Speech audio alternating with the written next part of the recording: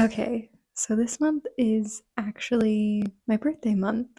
This year is a big one, and I'm about to tell you my age, so don't get weird. I'm also about to get a little bit personal, so if you want to just get to the dresses and the styling, you can skip to whatever chapter I'm putting here. And if you do stay, please be nice.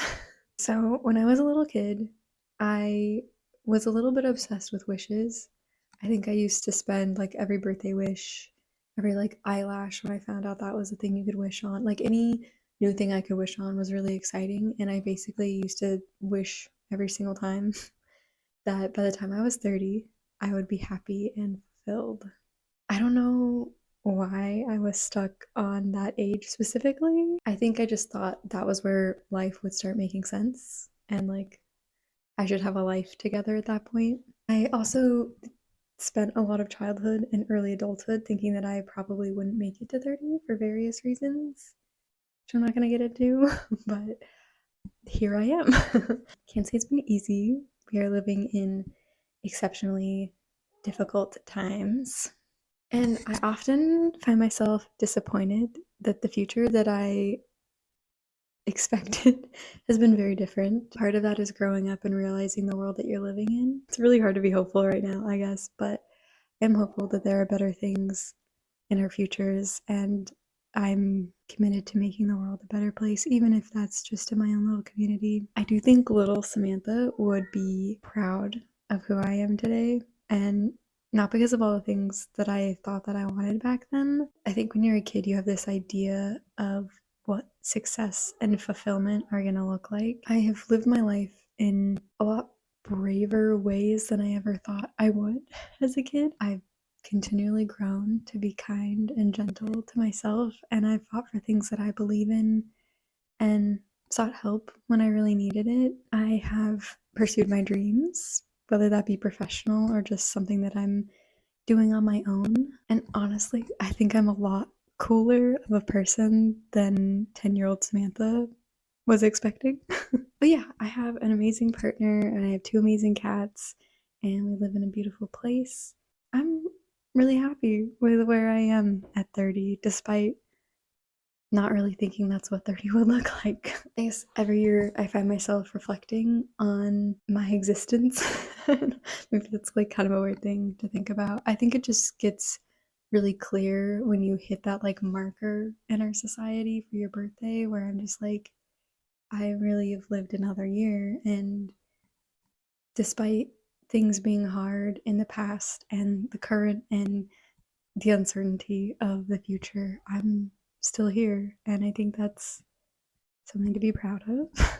Um, and the fact that I'm happy, I think, is more than I would have expected as a kid. So that sounds kind of sad, but I'm just really happy to still be here and that I get opportunities every day to become more and more of myself. And part of that is dressing really cool and have amazing style. I made these dresses for myself for my birthday, partially because I couldn't get them out of my mind, but also because I am on a quest to sew clothes that I actually want to wear and just keep getting better at sewing. So first we have the Toto Kylo remake dress. This kind of started the whole project. I saw it back in 2019, I think. I thought it was so cool, but I didn't buy it because I was broke at the time. Kind of stalked it online for a little bit, but they went out of business in 2020, and the dress went on sale while they were going out of business, but I didn't buy it. And that haunts me.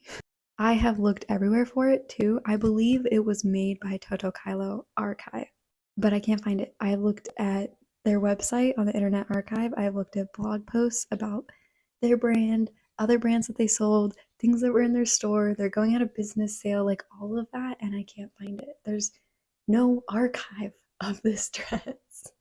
And I've like looked through, I know I have emails that I received from them about that dress, and none of the pictures are saved. I found the emails, but the pictures are not on the server anymore, so they're gone. So I basically lost every visual representation of this dress. All I have is my memory, and I did a very rough sketch of it from memory. So I decided I'm just gonna make it because I have continued thinking about it, and I think it would be a really great project. Another part of this project was that I wanted it to look really nice. And I think I always think that, but then I don't finish it. Like I tend to cut corners when I'm sewing a little bit. When I'm like in it, I just want the project to be over with because I'm so excited. This time I really tried to slow down and finish everything in a beautiful way and redo things that I messed up. I did French seam everything, including the sleeves, which I wouldn't recommend. It looks nice, but it feels wrong every time I'm doing it. I was just trying to sew very clean. I did French seam pockets. I got very familiar with the iron. I think I have a clip of me talking about this, but that's a scar from the iron from all my French seam ironing. 10 yards of cotton poplin. I might need more than this. It was so expensive. Since I can't find it, even a reference to it online, I'm gonna make it. I'm gonna make my own idea of it, and I'm really annoyed that I don't have like a reference picture because that would make my life so much easier. But this is what we're at right now. So this is a dress that I already have that I was kind of using as a template for all my pattern making, and this is my very professional setup for making patterns. Both the cats really enjoy when I sew. They like to be heavily involved. I haven't done like any sewing updates or talked while I've sewn because it's been a lot. But right now I have the skirts pinned together, and I'm gonna do the first seam, and then I'm doing everything French seam, so I have to like flip it and press it and do everything else. But it's going okay. Probably like halfway there at this point. I've sewn most of it, but it's like all the little details, you know? I'm a little bit worried about this skirt. Last time I did this, I messed up on the skirt, so that's what I'm most worried about. These panels are really long and they're just one piece. This is what it looks like undone. It's kind of funny to walk around with the flaps because they like drag on the floor, but I wish I would have had like a little bit more like gathering in this area. I think it would have looked a little bit better, but it's great. And this is actually the final version of the dress. I've only worn it out once for my birthday, but I'm just kind of showing you what it looks like on the hanger. It's covered in cat hair, but the seaming looks really nice on the inside. This is the pocket. I'm very proud of the pocket. And the back is just cute. I love it. And next, we have the bow dress. It has evolved a lot from when I first was thinking of this. Let me explain. Presentation, Samantha, take that over. Welcome to my keynote. This is my dirty laptop. Please don't judge me for it. This is the original inspiration. There was this beautiful Prada dress for fall, winter 2024. It's cool. It's not exactly what I wanted. Then Fashion Brand Company also had these bow dresses that were really pretty, and they said they were inspired by Prada. They're like tight, they did different colors. I particularly really like this all black one, and they sell one of them in a maxi and the rest of them in a mini. And you want to know what I want? I want the maxi in all black, okay? I wanted it all black and long, and I thought maybe red bows would be interesting, but I'm now thinking black on black would look very cool. Textured ribbon is what I'm thinking would look cool. I think like the satin looks really pretty, but I think a different texture would be also very interesting. I didn't put the picture there, but I will put a picture here. This is a dress that I already own. I thrifted it, and that's the end of my presentation. I've made patterns for the dresses that I think are gonna work. It's gonna be a lot of work. I did make this dress first as sort of kind of like a mock-up. I figured I would just cover the minor mistakes in bows, but in the end I was like, I don't really want to do that. I want it to be a nice dress with bows on it. So I did have to tear apart the skirt, completely seam rip it at one point because it was like laying really weird, like the ruffles were laying weird. And I also had to fix the collar a few times. The collar was like hard to get on these dresses, and I think that's because I didn't know what I was doing. I was trying to do like a bias tape collar, and it was like sticking up like a mock neck, but I figured it out.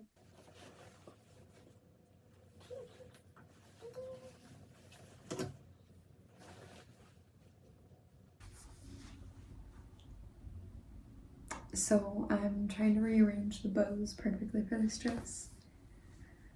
And I'm not sure if I'm gonna hand sew them or if I'm gonna use a machine. Oh my god. It's a menace. Yeah.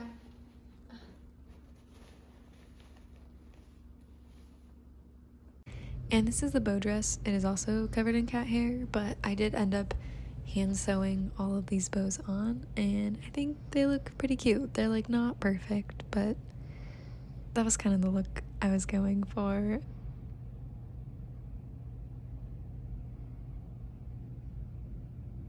Overall, I would say I really enjoyed this project, and also I spent like the majority of my free time in December sewing, and it like kind of changed my brain a little bit. I definitely fall into the same pattern that I think a lot of people do, where you just spend your time on your phone or your laptop and you watch YouTube videos or TikTok or Instagram or Twitter.